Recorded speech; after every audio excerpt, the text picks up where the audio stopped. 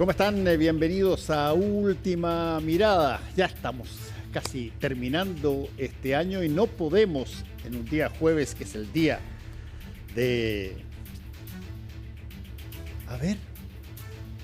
de los líderes mayores. Porque primero que hay que hacer hoy día es felicitar a Raúl Sor por haber sido escogido entre los 100 más importantes líderes mayores del país.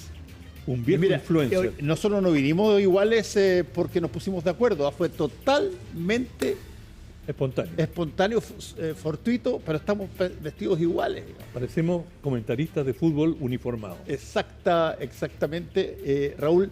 Y en este día, además de tu premio, pero en este día vamos a hablar de la situación que ocurre con Siria. Siria lo hemos mencionado montones de veces en todo este complejo acontecer de Medio Oriente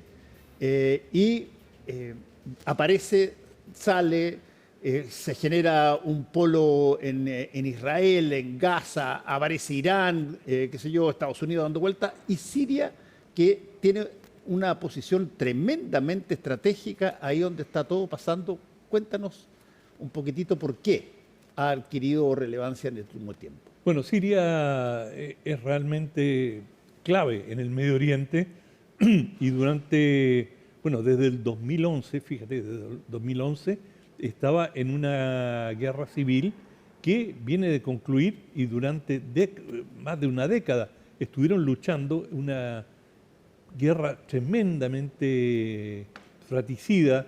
Se estima que hubo más de 230.000 muertos, una devastación tremenda del país, y en la práctica Siria quedó dividida con una sección en el norte en que se mantuvieron los rebeldes que luchaban contra el gobierno de Bashar al-Assad, que una dinastía que gobernó el país más de 53 años, 54 en realidad.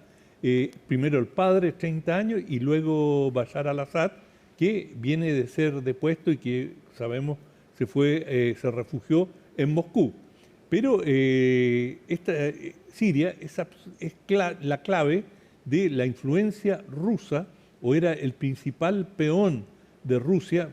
No cambió, fíjate, la política desde la Unión Soviética a Rusia. Se mantuvo absolutamente la misma influencia y Rusia tenía el acceso a una base naval Tartus, desde la cual, digamos, tenía acceso permanente al Mediterráneo, cosa que Rusia no tiene, y de allí tenía una proyección muy importante hacia África, donde Rusia ha ido ganando posiciones.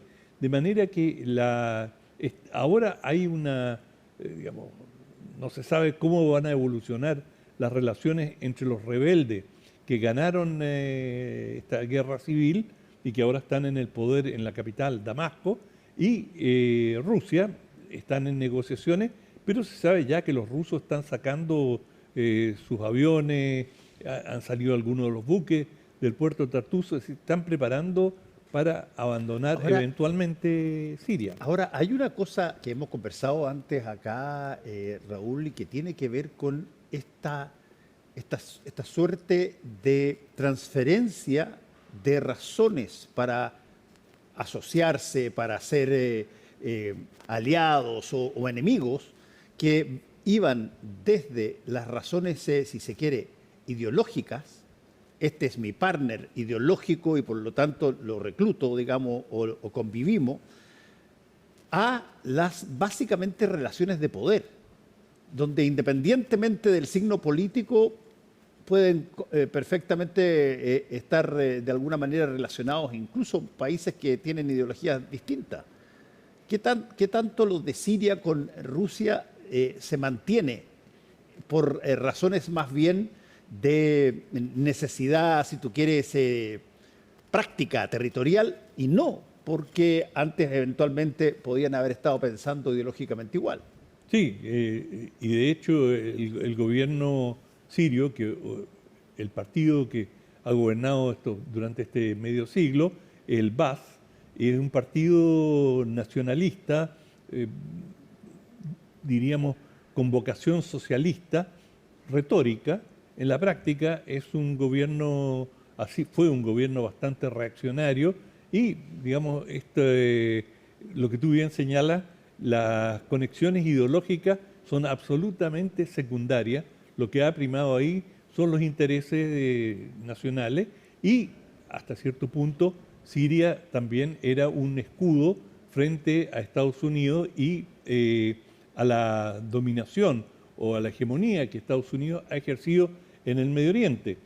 Por lo tanto, los grandes vencedores, junto con los rebeldes que han tomado el poder en el Medio Oriente, son Turquía. Turquía es la clave de la victoria de los rebeldes. Hay, de hecho, movimientos armados en el norte de Siria que estaban directamente vinculados con Turquía, y Turquía es si tú quieres, el elemento central de respaldo al HTS, que es la sigla del nombre de la organización que ha vencido y cuyo líder, Abu al-Jolani, es hoy día la figura determinante en la formación del nuevo gobierno rebelde. Junto con, por cierto, con Turquía, Israel es otro gran triunfador. Israel y Siria siempre tuvieron una relación de mucho antagonismo, libraron varias guerras. Israel con mucha frecuencia bombardeaba a Siria, especialmente, según lo señalaban los israelíes, para cortar el abastecimiento de armas que provenían desde Irán. Y, digamos, Siria era muy importante en lo que se denominó el eje de la resistencia. Y el eje de la resistencia partía en Irán, pasaba por Siria y terminaba en el sur del Líbano. Y ese arco era, digamos, visto por Israel como una gran amenaza. Y bueno, ahora ha caído, básicamente Hezbollah fue derrotada en el sur del Líbano, cae Siria, de manera que Israel aparece en una situación muy expectante. Para Israel esto es una gran victoria, lo es hasta cierto punto, digo hasta cierto punto, para Estados Unidos, que en la medida... Entonces la remoción de al-Bashar. Claro, la victoria de los rebeldes, Ajá. pero digo hasta cierto punto porque es una victoria obtenida a través de los islamistas. Y me refiero a que HTS es una organización islamista, es decir, de fundamentalismo islámico. Es un derivado, es gente que deriva de Al-Qaeda, es decir, la organización que hizo los atentados del 11 de septiembre en Washington. Las Torres Gemelas, perdón, en Nueva York. De manera que, si tú consideras eso, claro, ahora Al-Jolani, el líder, dice, no, yo corté todos los vínculos con Al-Qaeda, yo no tengo nada que ver, ya digamos, hace más de una década que me desligué de eso, pero él, este líder Al-Jolani, que ha jugado un rol determinante, estuvo en Irak y combatió contra Estados Unidos. Y esas cosas no se borran así con el codo. De manera que acá hay una tremenda expectativa y preocupación. En primer lugar, por parte de las minorías en el seno de Siria. Por ejemplo, la minoría cristiana, digo, hay católicos y diversas denominaciones, apoyaron a Assad. Y lo apoyaban porque, especialmente durante el periodo del Estado Islámico, esta organización feroz, sectaria y criminal, que mató a diestra y siniestra y que llegó a ocupar buena parte de Siria e Irak. Bueno, ellos tenían un credo absolutamente sectario y brutalmente anticristiano, de manera que los cristianos se sienten amenazados. Y recién, fíjate, hubo un pequeño incidente que despertó todos los temores, la quema de un árbol de Pascua en una de las ciudades sirias, y esto ha sido entendido como una advertencia de que, cuidado, es decir, todos los festejos que se hacen en relación a la victoria de los rebeldes y que, en fin, finalmente Al-Assad cayó, pero no sabemos lo que puede venir. Bueno, ahí hay un punto que lo hemos conversado antes y que creo que es importante reiterarlo, Raúl, que tiene que ver con el rol que cumple la religión detrás de los conflictos. Esto pareciera ser medio contradictorio. A ver, las religiones en general siempre como que hablan de bonito, todo fantástico, Del amor. etcétera, del amor y qué sé yo, que allá por la otra mejilla, todo ese tipo de cosas. Y sin embargo, si es que uno tiene que hacer un recuento histórico de qué cosas ha motivado más los encontronazos bélicos en el mundo, probablemente la religión, si no es primero, está segundo. Sí, los conflictos en general son étnico-religiosos, ¿verdad? Exacto. Es una mezcla y, digamos, un grupo étnico. Porque sí, también están los territoriales estrictamente, qué sé yo te quito y tu económico, terreno, claro. o los económicos. Pero la religión es una fuente extraordinariamente potente de generar impulsos violentos sobre la base de conflictos bélicos. Y desde ese punto de vista, ¿qué tanto esto es en serio ahí o es más bien una excusa? Bueno, es serio, no cabe duda, y hemos visto cuán serio fue la lucha entre chiitas y sunitas en Irak, que libraron una guerra civil, pero terriblemente sanguinaria. Todo el mundo, cuando cayó Saddam Hussein, dijo, bueno, finalmente, y esta es mi advertencia para Siria, todo el mundo aplaudió, cayó el dictador, ahora se abre un nuevo periodo de democracia, las cosas van a caminar mejor. ¿Y qué ocurrió? Una guerra civil brutal entre la facción chiita del Islam y la facción sunita del Islam. Es decir, porque las peores guerras muchas veces son en el seno de las propias religiones, como las guerras en Europa entre católicos y protestantes, Claro. Que fueron brutales, sobre todo en Alemania. De manera que lo que nos espera en Siria es un gran signo de interrogación. Hay un cambio estratégico y, como te decía, derrota total para Rusia, derrota para Irán. Irán pierde este arco este eje de la resistencia y una situación amenazante para la minoría. Victoria para Turquía, la gran vencedora de este capítulo es Turquía, todo provisional, por supuesto, veremos cómo se desarrollan las cosas en definitiva. Israel, Estados Unidos y hasta cierto punto los islamistas. Es que ahí hay un punto bien interesante que también lo has planteado anteriormente. Turquía es un país que tiene una serie de características y curiosidades bien especiales. En primer lugar, es un país que se conecta con Europa y con Asia. ¿Ah? Y con Asia. Está en los dos lados. Está en los dos lados. Es un país que ha tratado de ser parte de la Unión Europea y siempre se levanta alguien y dice que no. Bueno, es un país musulmán. Musulmán. Digamos, un islam moderado, pero su condición musulmana o de país islámico ha sido lo que le ha cerrado las puertas realmente a la Unión Europea. Y el Vaticano y una serie de países católicos, Francia, han estado a la cabeza de los que han frenado el ingreso de Turquía a la Unión Europea. Y muchos gobernantes europeos han señalado que no quieren un país musulmán en el seno de Europa. Ya. Y sin embargo, tienes simultáneamente a eso, es en terreno turco donde hay misiles norteamericanos apuntando a Rusia. Sí.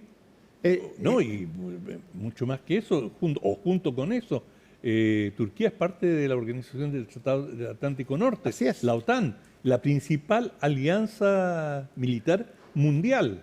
Y Turquía juega un papel determinante, entre otras cosas porque tiene una gran población y tiene un enorme ejército, de manera que sí, Turquía, si tú quieres, así como está en Europa y en Asia, tiene, digamos, intereses en muchas esferas. Y Turquía emerge en esta crisis como el factor, el elemento central en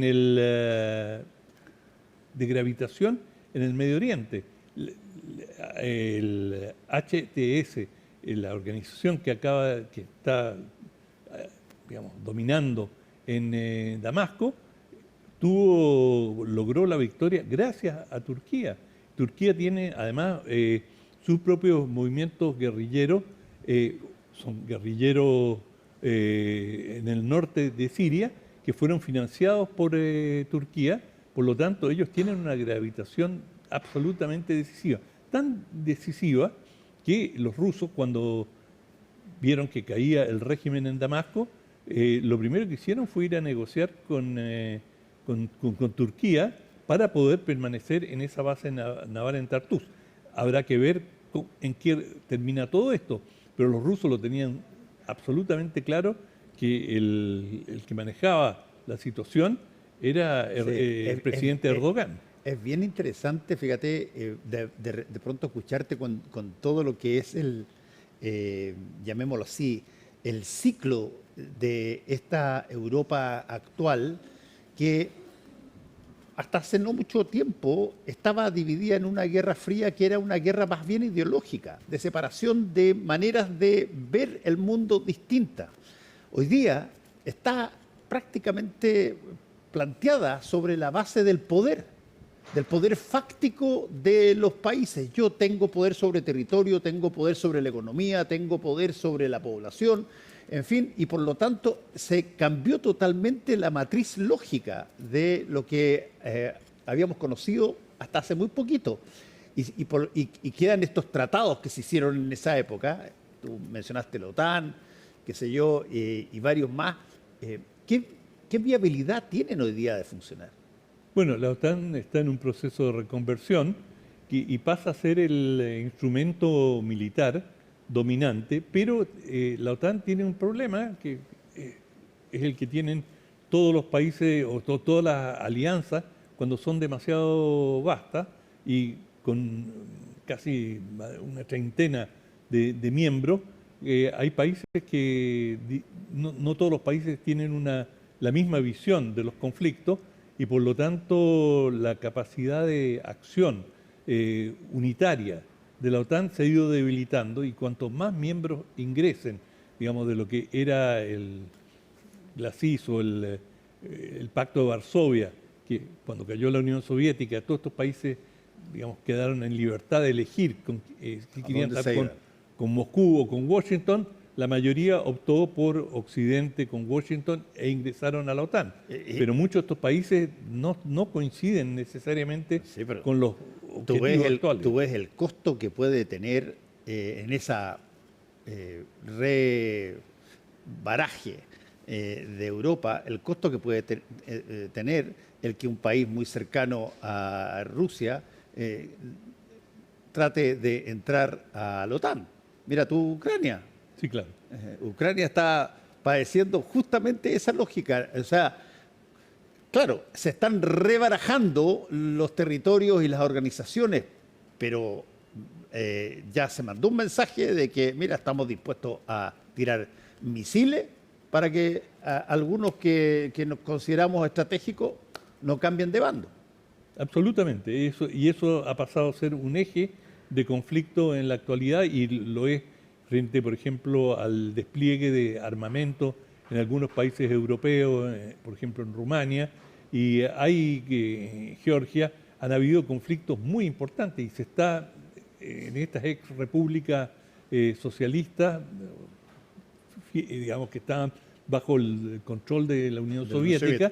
Bueno, allí uno ve todo el tiempo las elecciones, ganó un pro Unión Europea, ganó un pro ex soviético o un pro ruso y país por país en esa franja se libra una batalla ideológica, una batalla, digamos, de influencia, en la cual Moscú en esa zona tiene un ascendiente importante. Pero habrá que ver cómo esta situación en el Medio Oriente, que es bastante clave, hacia dónde evoluciona. Porque acá uno de los grandes perdedores, si no el mayor, aparte del régimen sirio, es Irán. Irán ha perdido buena parte de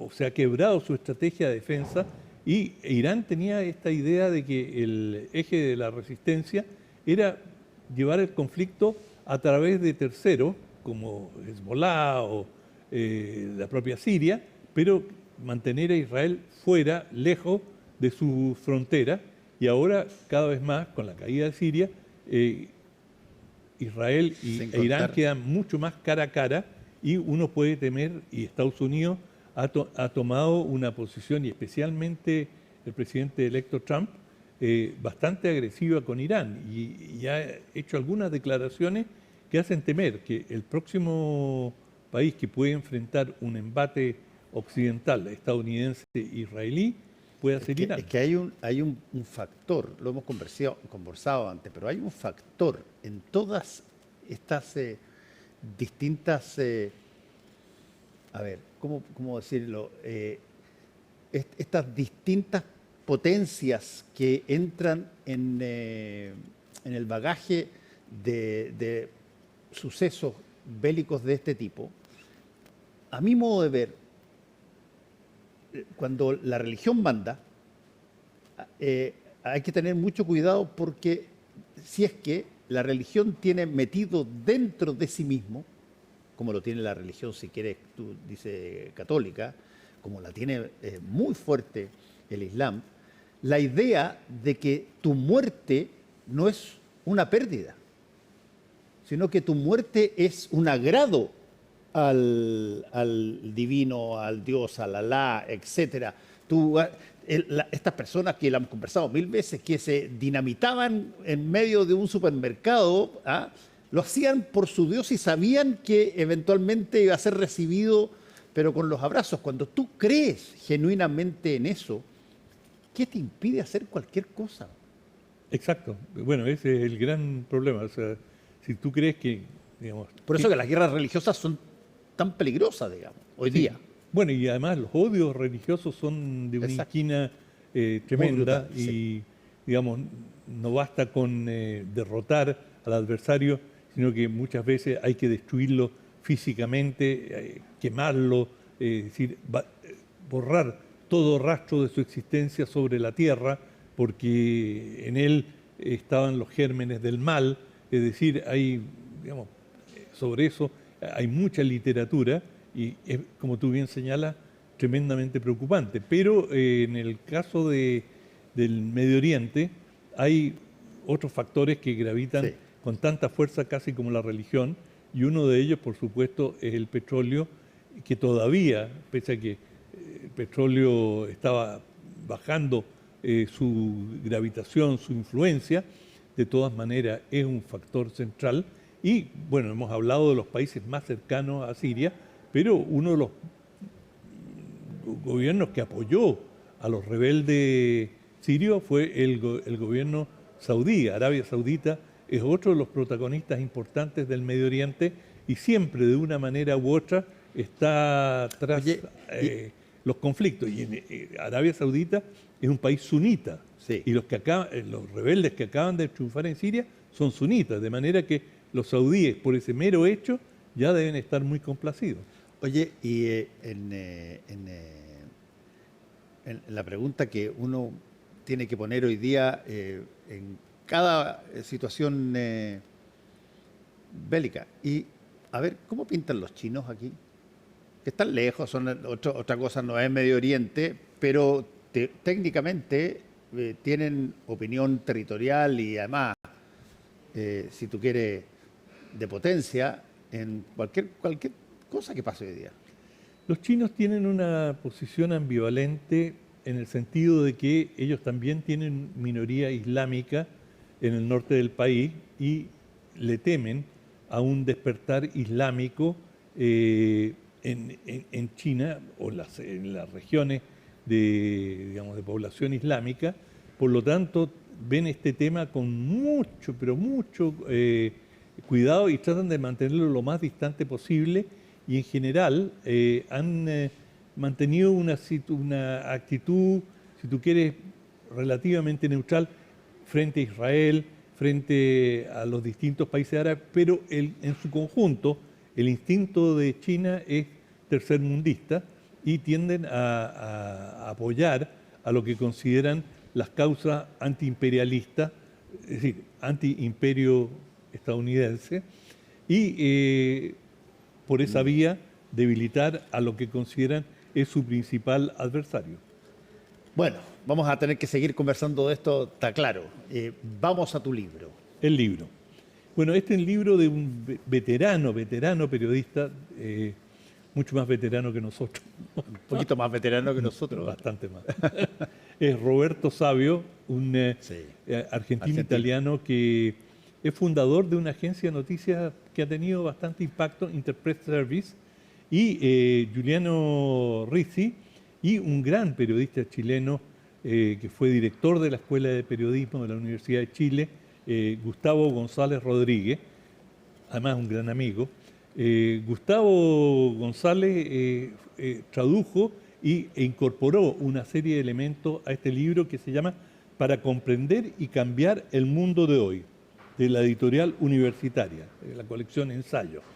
Es un libro muy ameno, interesante, y que tiene 20 capítulos, y tiene capítulos: el aumento de la desigualdad, finanzas sin control, la eterna carrera armamentista, estamos hablando de lo mismo. el mundo en guerra, el planeta se está muriendo, es decir, temas ecológicos, económicos, de cuestiones sociales, y en estas 20 o 19, descontando la conclusión, en estos capítulos aborda todos estos temas que en el lanzamiento el autor dijo: este es un libro para alguien de 15 años o de 14 años lo pueda entender. Y yo creo que exageró un poco. Tiene alguna... No necesariamente un joven de 14 años lo va a poder seguir porque necesita algún conocimiento previo en algunas cosas, pero es un libro escrito con gran llaneza, y al final de cada capítulo tiene preguntas y una síntesis, y bueno, como los 20 grandes temas que enfrenta el mundo actual, incluido el hambre, la migración y muchos otros. Bueno, y les queremos decir, estoy viendo, que en CNN Chile está el acápite que dice: Raúl Sor es reconocido como parte de los 100 líderes mayores 2024 de Chile. Así que nuestro Raúl Sor está también en nuestras plataformas de CNN Chile para que usted las pueda ver, interiorizarse y aplaudirte, Raúl. Muchas gracias. Gracias a ti, chao. Nos vamos, tengan ustedes muy buenas noches. Oye, da la sensación de pronto, así como que hoy día fuera como día lunes, como que fue feriado, y no, pues, es jueves. Exacto.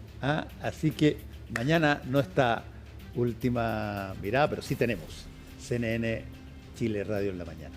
Hasta luego.